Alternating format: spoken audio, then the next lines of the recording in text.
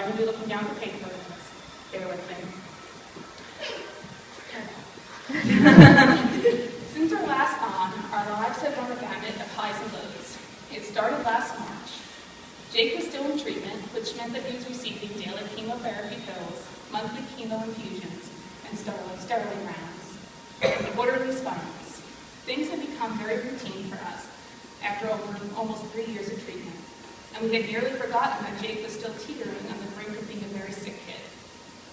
The chemo he was still receiving was designed to suppress his immune system, thus stopping any leukemia cells from forming. But the flip side of that was that it also stopped his infection-fighting white cells from doing their job. Smallest infection could completely wipe out his immune system and cause him to become gravely ill. Right before Easter, Jake began to develop mouth sores, which are a sign of a lowered immune system. Okay, it was a rough time. Sorry if I break down a little bit. I'm not talking about one or two. He developed so many mouth sores that covered his inner and outer lips, his tongue, and his inner cheeks. They ran down his throat and covered his entire intestinal tract. To this day, we don't know what set his immune system down this trail. It could have been a small infection or a bacteria that his immune system just couldn't handle. It could have been that his body was just tired from nearly 3 years of treatment, and it could have been anything. But the result was those mouth sores that caused so much pain and swelling that he couldn't eat or drink. The doctors admitted Jake to the hospital to keep him hydrated and trying to find out why his immune system wasn't working anymore. While inpatient, he was there for just over a week. He had little energy, and he was in a ton of pain, and did little else but lay in bed. One of the most bittersweet moments for me during that time was Bob coming down to Hershey just for the day, and he just sat by Jake's side for hours on end while watching a movie with him. I don't think Jake said more than 10 words to Bob that day, but he was so appreciative, as was I, of that unfailing support. Jake gradually began to feel somewhat better, and the doctors discharged him. When he came home, he wasn't quite himself, though he tried to be. He was tired, achy, and still unable to drink enough to stay hydrated. We were going up to the hospital every other day for fluids, and eventually the doctors arranged for a visiting nurse to come to our house and administer them there. That arrangement was short-lived, though. A few days later, Jake woke up saying that everything hurt, his head most of all. His temperature was over 103, and we rushed him to the ER. Once there, the doctors were very concerned. His vital signs weren't very good, and his temp couldn't be controlled, and the pain in Jake's head just wouldn't stop. After admitting him, they performed a spinal to rule out meningitis, ran many blood tests, and started to pump him full of medicine. His blood pressure dropped low, and there was talk of putting him in the ICU, though thankfully he just managed to avoid that. They packed Jake in ice, trying to get his temperature down, and told me though if the tests weren't back yet, they were highly susceptible. They really thought it was sepsis, which is a serious infection. It was a scary, stressful 24 hours while we waited for Jake to make a turnaround. But eventually he did.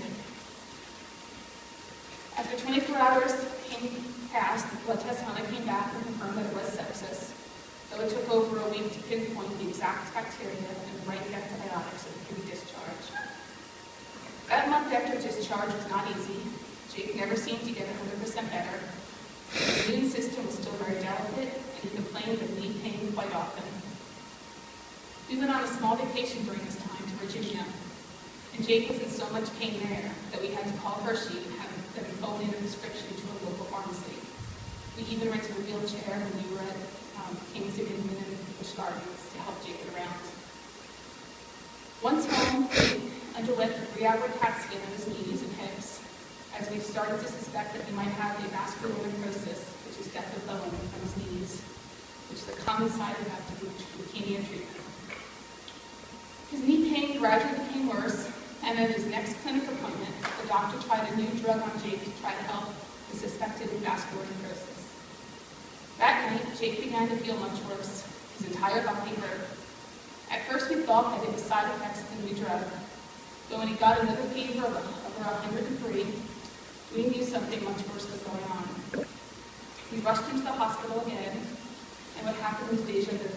They tapped rule out meningitis, blood work to figure out what was going on, gave Jake strong painkillers to try to control his pain, packed Jake nice again to get his fever down, and gave him scheduled blood transfusions. Once again, his blood pressure dropped very low, and we were told to expect an ICU stay, though somehow he again managed to avoid it.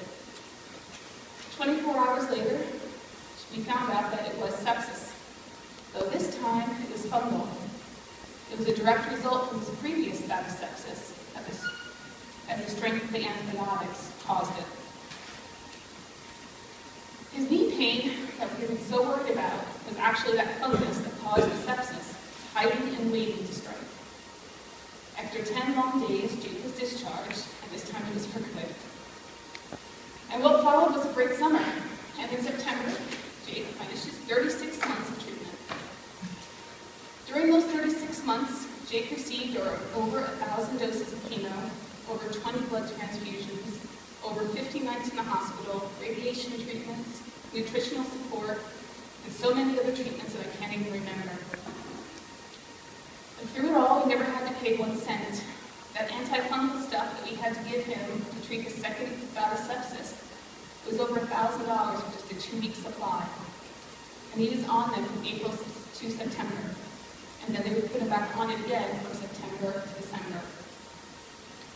We had been warned already that this type of sepsis could actually linger in his bone for years, and it could potentially come back at any time.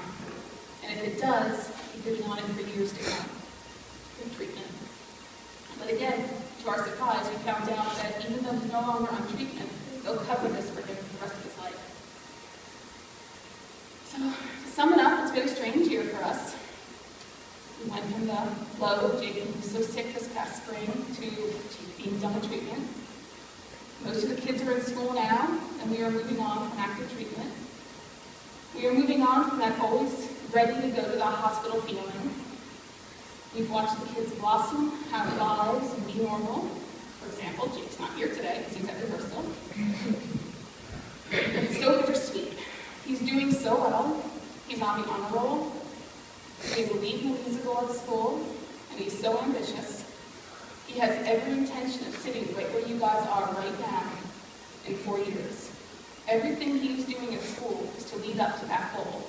And yeah, yes, it's IMP's job. And that is a testament to all of you, both alumni and present members. This past year, you've been there for the worst, and you've been there for the best.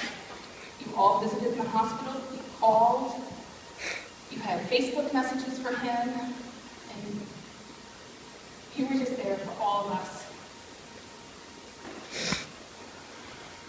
You were there for when he had the treatment party. You're going to be there for him next week when he has his high school theater review. And Jake wants to be just like you guys.